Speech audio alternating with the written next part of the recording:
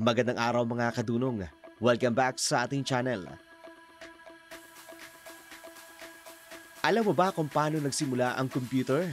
Mula sa simpleng kasangkapang pagbilang hanggang sa makapangyarihang artificial intelligence.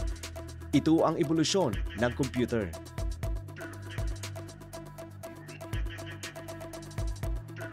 Bago pa ang mga modernong computer, may mga kagamitang mechanical na ginamit upang mapadali ang pagkalkula. Isa sa pinakaunang kasangkapan ng pagbilang na ginamit ng Mesopotamia, China at Ehipto.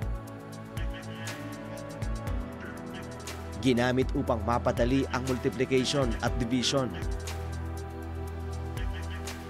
Gumamit ng punch card para sa waving pattern, isang magaan na anyo ng programming.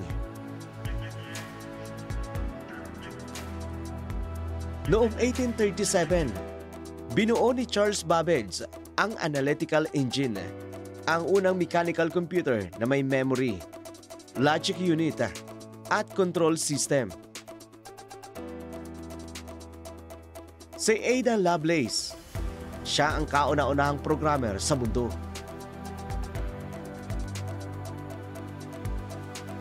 Sa pasimula ng ika-20 siglo, lumitaw ang unang mga elektronikong computer.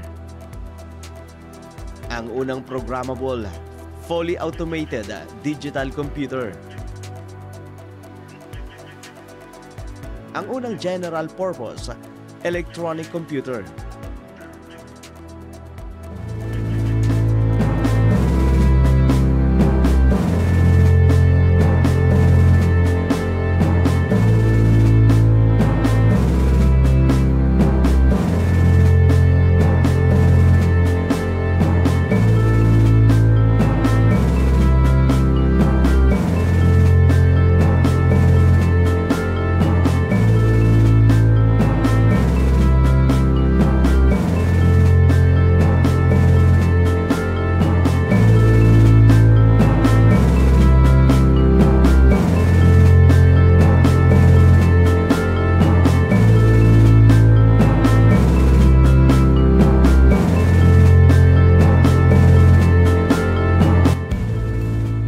Sa Windows at Macintosh noong 1980s at 1990s, ngayon, nasa mundo na tayo ng smartphones, cloud computing, at artificial intelligence.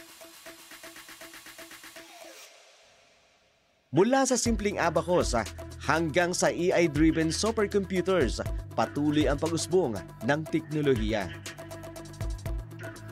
Ano ang inyong prediksyon? I-comment sa ibaba. At huwag kaliligtang i-like at mag-subscribe.